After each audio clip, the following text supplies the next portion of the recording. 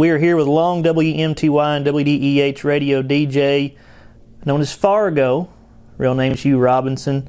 Fargo, you're celebrating 50 years on the air here at the radio station. Does it seem like it's been 50 years? No, it seems like yesterday. Reminisce a little bit about these past 50 years and just well, what it's been like. Some of the hilarious times was a live Friday night football.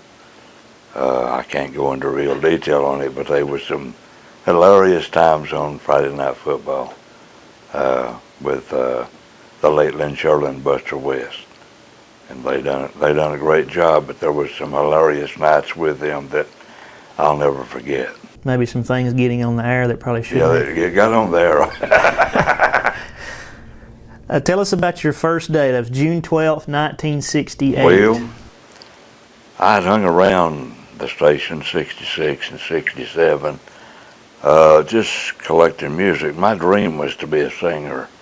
It wasn't to be in radio. So I was coming by collecting music and talking to Doyle, and it just so happened that he wanted to train me to do the board. When I trained to do the board, position come open on FM at night time, and I started working it part-time. And I worked part-time from 68 to 73, and I went full-time in 73. And you referenced Doyle, meaning Doyle Lowe. Doyle worked Lowe. here.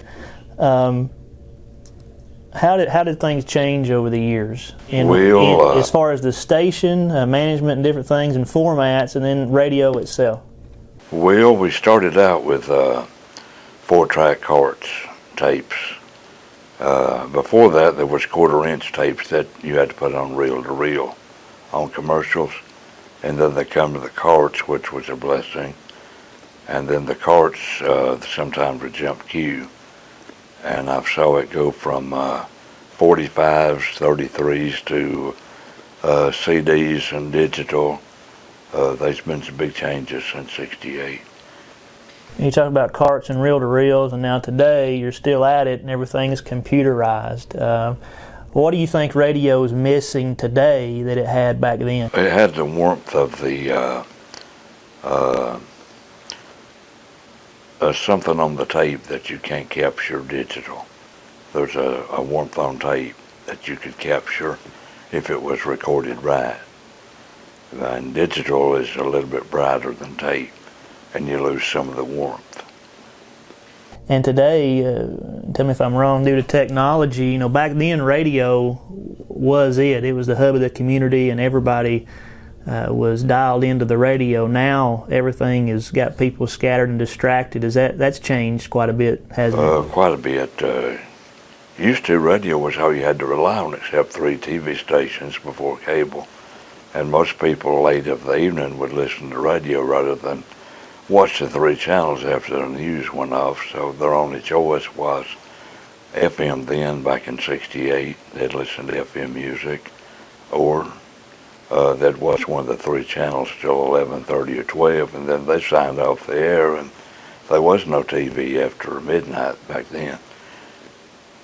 You mentioned that you got into radio because you wanted to be a musician. What were your inspirations in the music world that got you wanting to be a singer? Well, I was inspired by Hank Williams, Hank Jr., and Porter Wagner, those old-timey singers that are gone now, except for Hank Jr.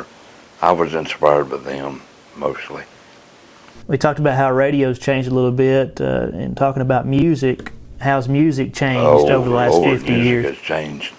Country's not country, and rock is not rock. It's just a big racket, really, to me. They should just call it American music, not call it country, not call it rock. Just call it American music and get it over with. Yeah. How do you think over the last 50 years the quality of the music and the songwriting has changed? Oh, the quality's changed for the better. It's brighter, it sounds better, the digital sounds better. The writers are brilliant. Some of the artists are brilliant, but I don't like their delivery of a rock-style country. Country back when I was growing up was country. Nowadays it's a racket. How's the lyrics and the message of a song changed, say, from the 60s to now, the 2000s? Well, back in the 60s, it was story type on country music. Every song told a story. Nowadays, it's just a bunch of music like rap and high drum beats and guitars, and the singer just trying to rhythm with everything going on. And it's not a storytelling type music. Radio here over the decades. Tell us maybe some groups that have come through Sweetwater, or maybe stopped by the station that people might recognize the name. Well, we've had Marvell here. We've had people from Thunderhead Records used to come by for interviews on Saturdays. We've had the Whipper Brothers come by back in the 60s. They done a show here in December of 66 at Sweetwater High School. Johnny Cash came one time. 10 people showed up and he wouldn't come out. He just refused to show.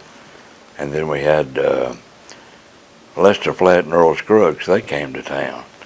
And 25 people showed up. They put on a 45-minute show for them, told them that they wouldn't do a full show for that small crowd. So they done a small show and went on.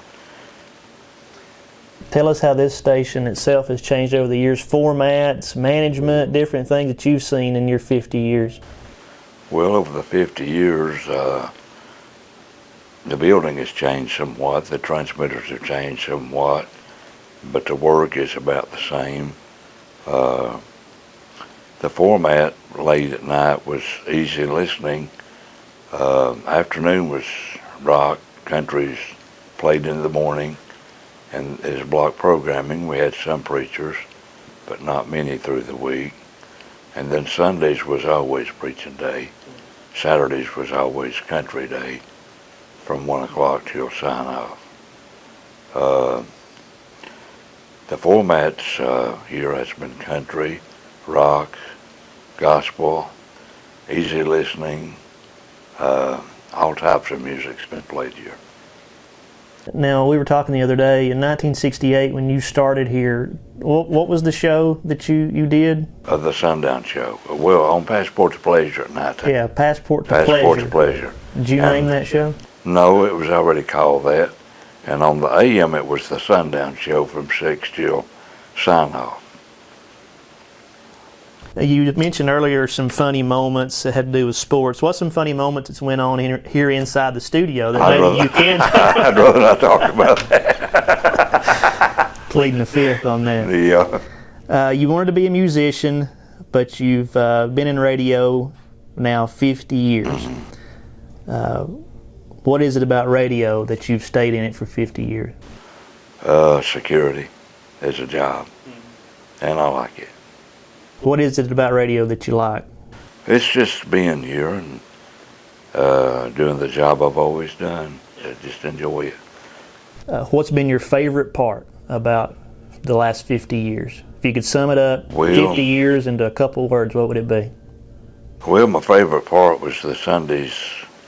I worked with the preachers, and the morning shift, I liked it pretty well, working the morning shift. Afternoons, you get to meet some of the people coming through. I've enjoyed every shift I've worked. Most people you talk to that's been in radio, they say it gets in your blood and you can't get it out. Would you say that's true? That's about true. The only thing I know, I won't be here another 50. If you have any questions or comments for Fargo, you can leave them in a message below on this video.